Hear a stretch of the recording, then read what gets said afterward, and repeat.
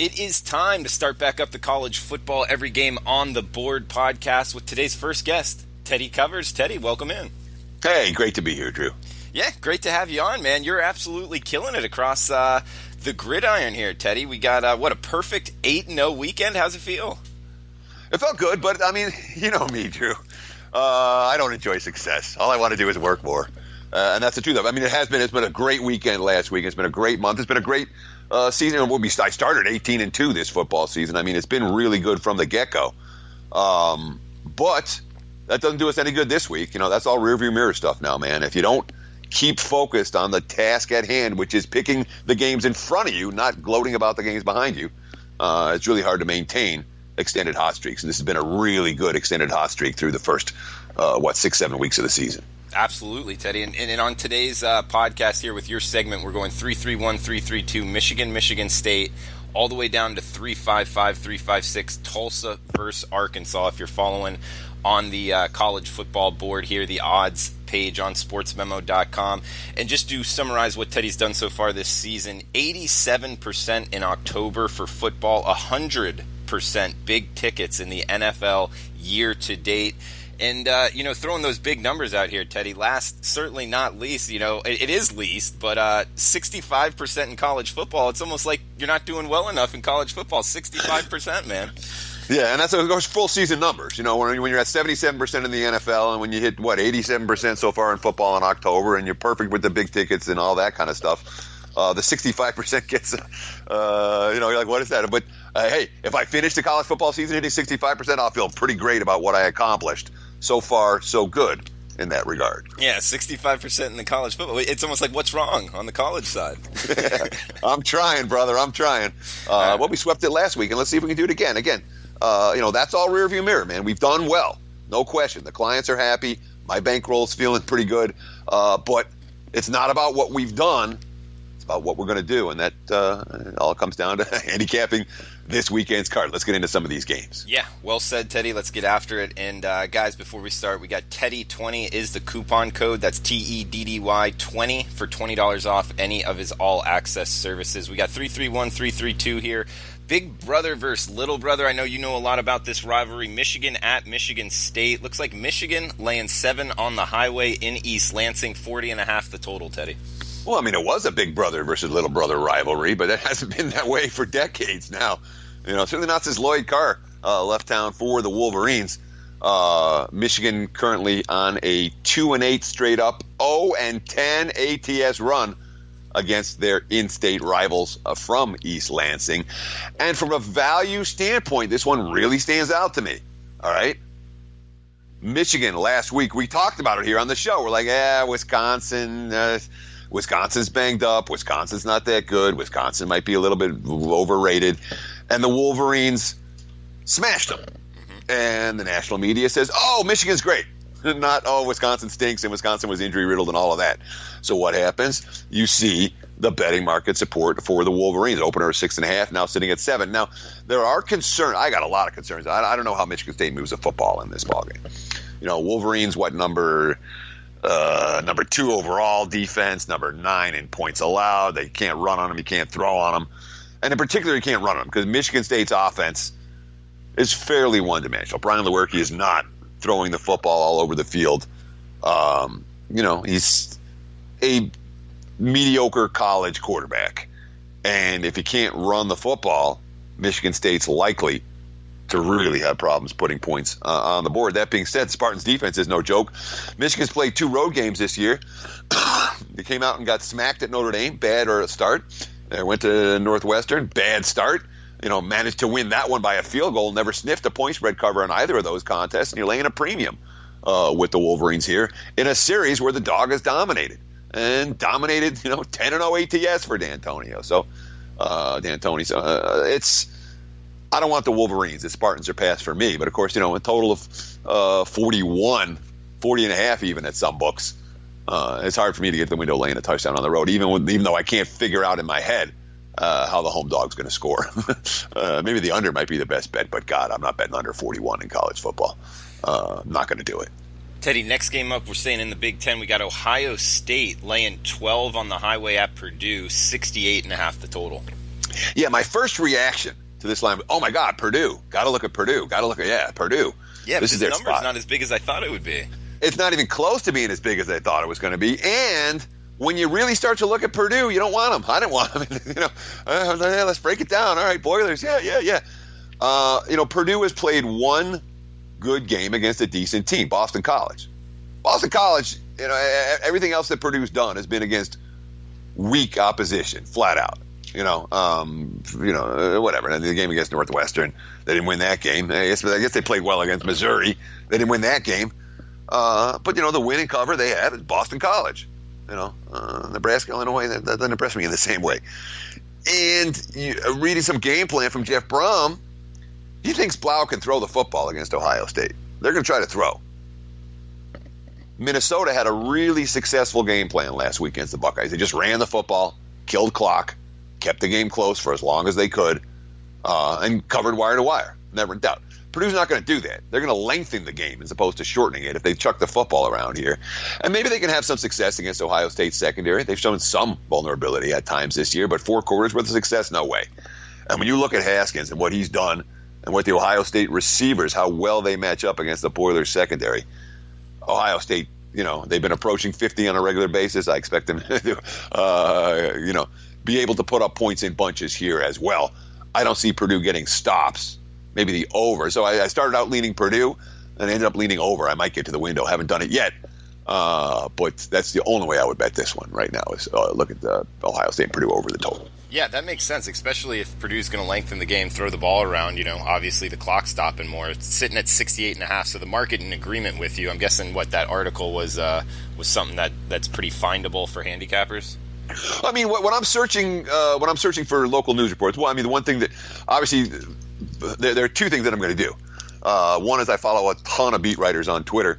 That's my job. I got to find out what's the news when it comes out, and that's why people pay to have a full-time handicapper doing their service for them, so that they follow everything on Twitter, what's going on. So I do get a lot of the links from Twitter, and then I always Google News search. I'll Google News. I'll usually use one coach and then the opposing team's name, and then I'll Google News the other coach with the opposing team's name, and you find sometimes articles that you missed that way. So that's my methodology entirely for finding local news sources. That's it. Twitter and Google News. If you use those 2, I don't know, am I giving away too many secrets? Of course not. It's just time consuming. But that's the way to track local info and get good info on these articles.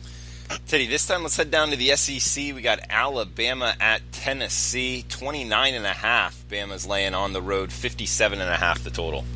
Yeah, and Tennessee, what the heck happened last week? They look like a real team. And I'm like, okay, is this what we're going to see now from Tennessee, where they're a competitive football team, where they're capable of pulling off an upset, where they're not, the bottom feeder that they looked like, what's his name, Guarantano? He threw for 328 yards and a couple of touches against Auburn last week. That was impressive, The he's defense, pretty good. He can throw it. Yeah, well, he hadn't had 200 yards passing in a game in any game, including against UTEP and East Tennessee State and all of that coming in. And he threw for 328 last week. The series history doesn't favor Tennessee. The Vols have really, in the big step up in class games, because, last week's, Auburn hasn't lived up to expectations. But when Tennessee's asked to play like the Georgias or the Alabamas of the world of late, they have not been effective. But I'm telling you right now, Bama covered last week. Again, a complete domination, start to finish. Both sides of the football, Bama dominates. They covered by a hook. Can't make money betting on Alabama. There's no money to be made betting on the Crimson Tide. And it's a matter of, do you have the guts to stand in front of them?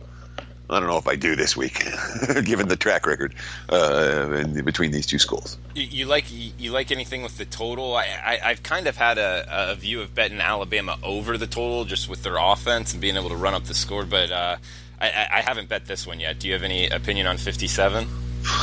Well, the problem, of course, this is a Tennessee offense that literally had done nothing. The quarterback wasn't throwing the football. They scored 24 against UTEP. Yeah. Didn't move the ball well against Florida. Didn't move the ball well against Georgia. They had 209 total yards and 11 first downs against Georgia. I can't bet the over, given that track record against elite defenses and bad defenses. Last week there may be a buy sign there. on the offense. There might be, really. But against Alabama, I don't know if I want to buy. You know what I mean? I'll pass this game. I'm not going to get involved. Teddy, let's head up to the MACtion for the next 3 games. We got EMU, Eastern Michigan at Ball State. Looks like Eastern laying 3 in Muncie, 47 the total. Yeah, I mean, what does Eastern Michigan do? Every game they play is decided by 3 points. Yeah. I mean, literally, what they have, look at their season. They beat Purdue 20-19. The game in Buffalo, wasn't that an overtime game? They lost by a touchdown? It was tied late, I know that. San Diego State, they lose by a field goal. Northern Illinois, they lose by a field goal. Western Michigan, they lose by a field goal. Toledo, they win by 2 after the missed 2-point conversion. I mean, it's this Eagles team has impressed me in the fact that, A, they lost all those games tight, and they haven't quit, and they're still fighting, and they did it again last week, although they ran out of gas in the second half. They were up 28-3 against the Rockets last week and had to hang on for the victory. But, they're not a sexy team. All they're going to do is hand the ball off, grind out yards on the ground. But Ball State's the kind of team you should probably be able to do that against. I'm not excited about the prospect of laying a field goal with Eastern, but Eagles are the better of these 2 teams by a wide margin. And I know they haven't won anything by margin, but this is a step down. Think about it again. They played Purdue, Buffalo, San Diego State, Northern Illinois, Western Michigan, and Toledo. All those teams, tight games, but all those teams are better than Ball State, particularly on the defensive side of the football. Every single one of them. Yeah, I'm with you on that one. And you bring up Toledo, their next team up. They're hosting Buffalo here. Buffalo's been good. They have had a couple, or at least one spot where they didn't really show up, I believe, against Army. But either way, the Bulls are laying 1 on the highway, 60.5 the total, Teddy. Yeah, and I mean, the game against Army, again, they just come off a blowout win over Temple. And we'll talk about, oh no, we're not going to talk about Army. Army's pretty good. So you can, that's one of those games that you don't want to overreact and panic to. Look, Tyree Jackson's been great for Buffalo, flat out great. And the completion percentage isn't there, but 18-5 T to the INT ratio, and the key is the big plays are there. What's the receiver? Osborne and Johnson. They got these 2 receivers, both of them, that are averaging what? One's averaging 18 yards reception, the other's averaging 17. So they're getting the big plays. The running game has been there. Marks and Patterson both averaging better than 5.5 yards per carry. The defense has been there for the Buffalo Bulls. This team's 6-1. They're in first place, and the one thing we know about the MAC, this is not a conference where Northern Illinois has been really good for a long time. The teams the teams cycle in and out in the MAC. Central Michigan was great for a while. Miami, I remember Big Ben when Rothberg was there, was great for a while. I mean, on and on down the line. You can go through. Bowling Green was the best team in the MAC. I mean, you can literally go through the last 2 decades since I've been in Vegas, and I can tell you 8 different teams that at various times were the best team in this conference. Buffalo might be that team this year. Toledo was that team. I don't know if they are anymore. I can understand all the money is coming on the Bulls. Yeah, no, that's a great point. I mean, Toledo, when you think about the Rockets, it's almost like you think they're the best team. They've been throwing it around for years, and you think that it would hold up for a half a season now, even if they weren't, say a top 3 team in the MAC. When you talk about I don't understand the question.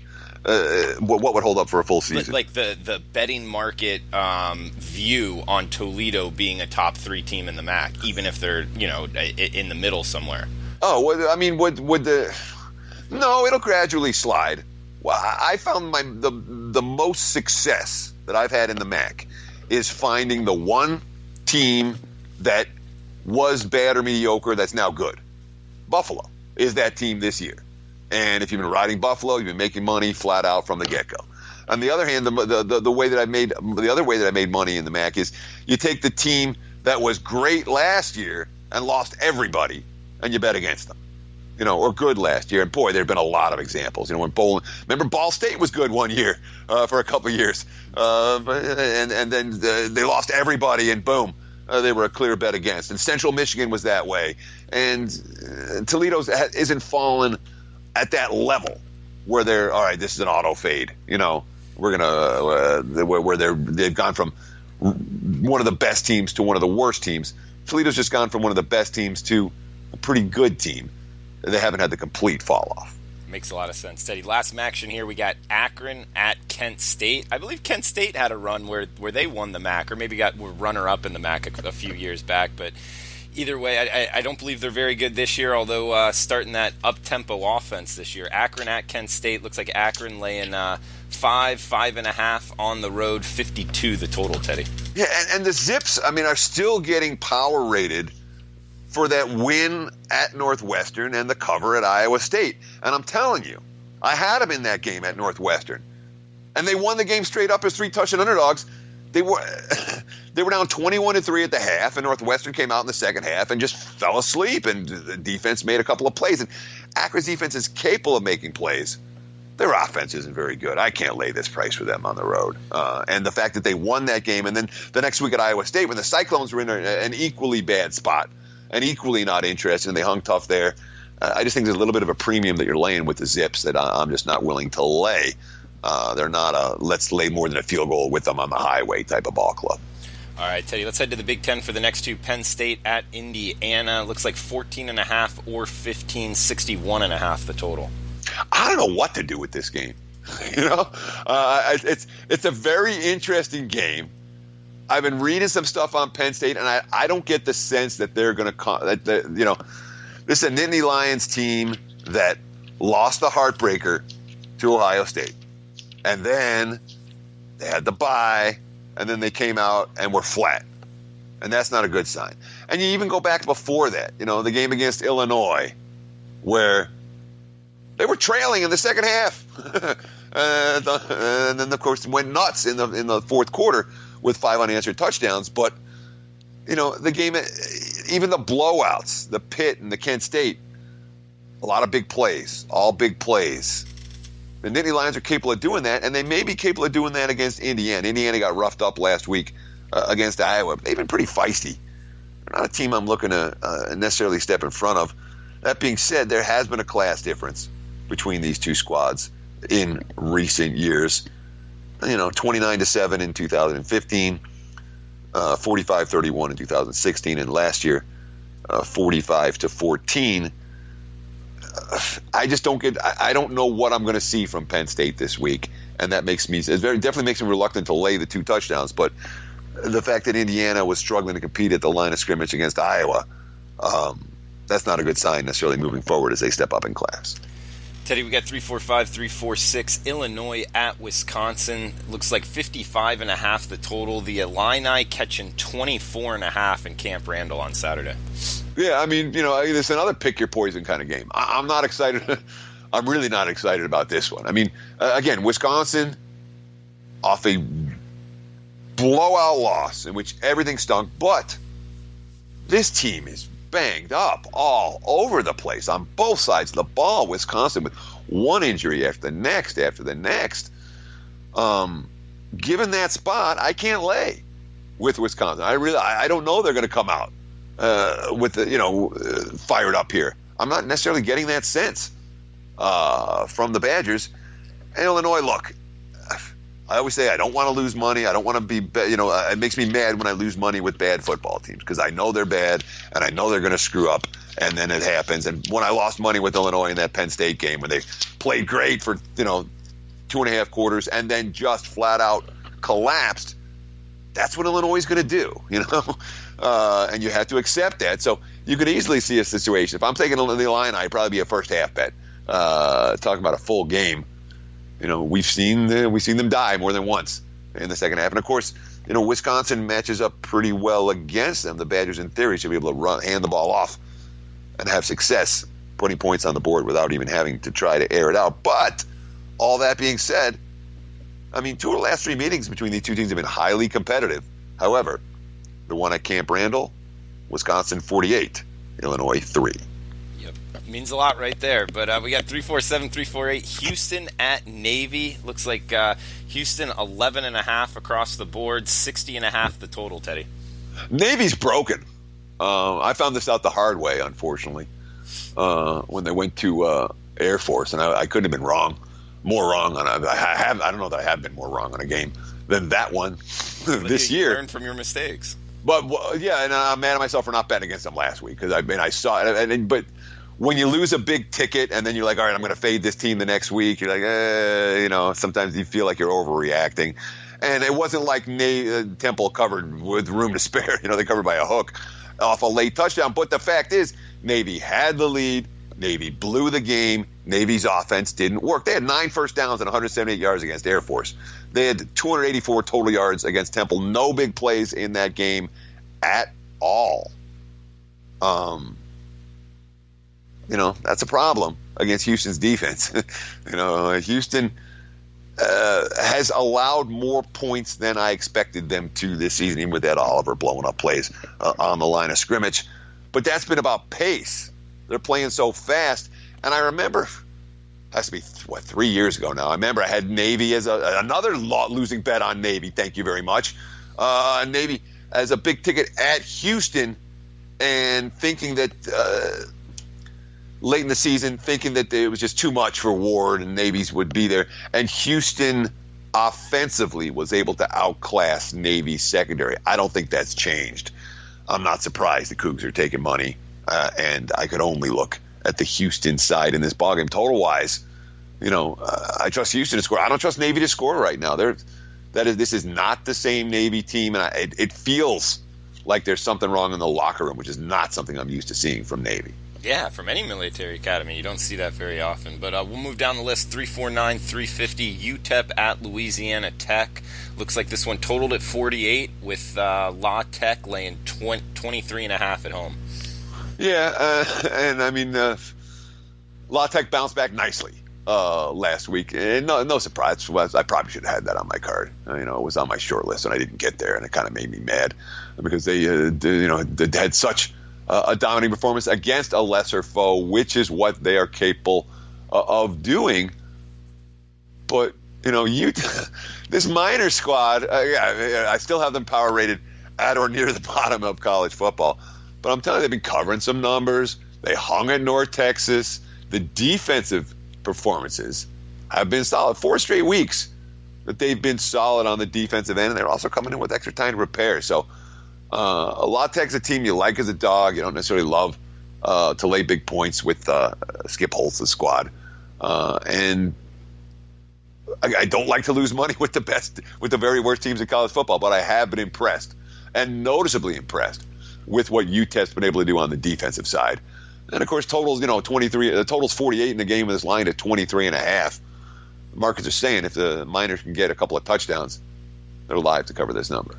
Same type profile here. Teddy, you bring up worst teams in the country. 351 Rice might qualify for one of those. We got Rice at FIU here, 53.5 the total, with FIU laying 23.5 at home in Miami. There's a difference, though. UTEP's gotten better. Rice has gotten worse.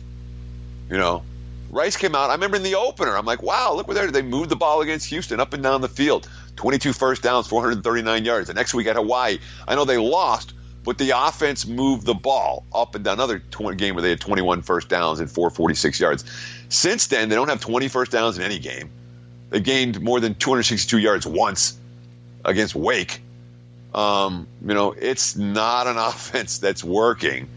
And when you don't score, eventually the defense starts to wear down. FIU's not a team I want to lay 21.5 with. Or what is it? I mean, it's even more than that, isn't it? 23.5. Right. That's not the price range that I want for Butch Davis' squad. I know that I like them in some roles. They've been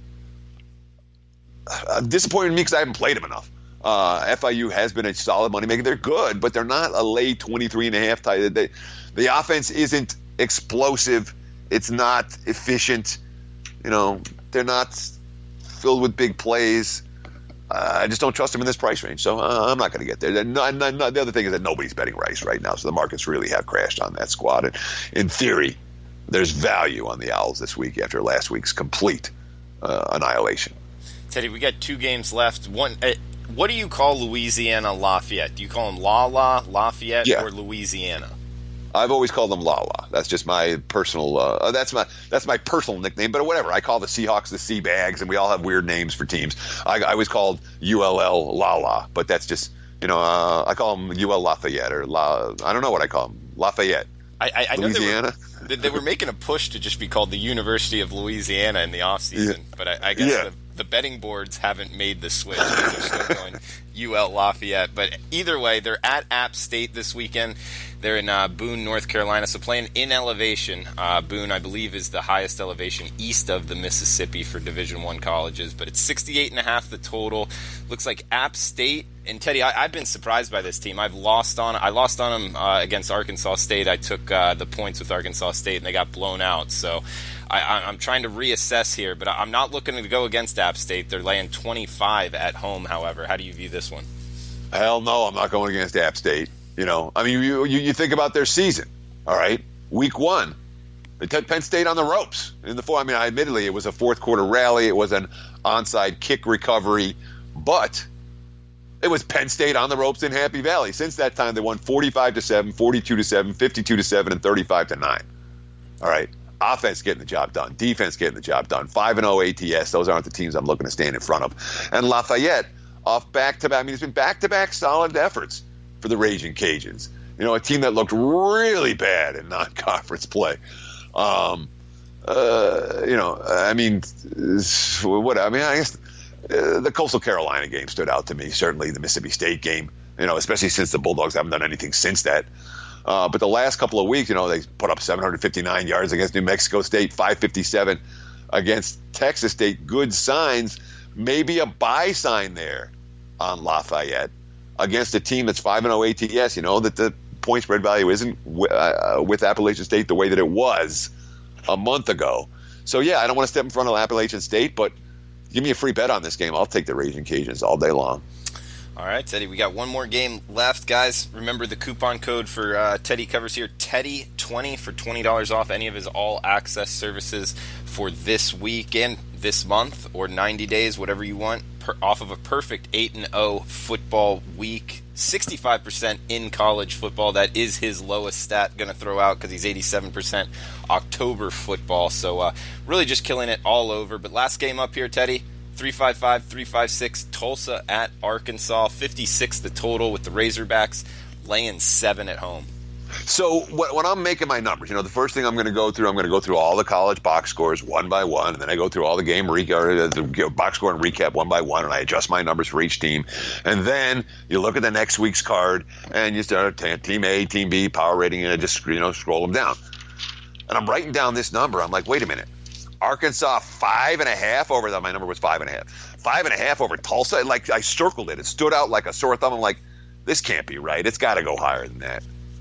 Well, it opened 3.5, and it got bet up to 7, and it might go higher. Some of the leading indicator books are saying that just because from a pure power rating standpoint, it doesn't feel like Tulsa should be able to hang within a touchdown of Arkansas. And in theory, Arkansas is supposed to smack the shit out of this team. It's a get well game for Arkansas, in theory.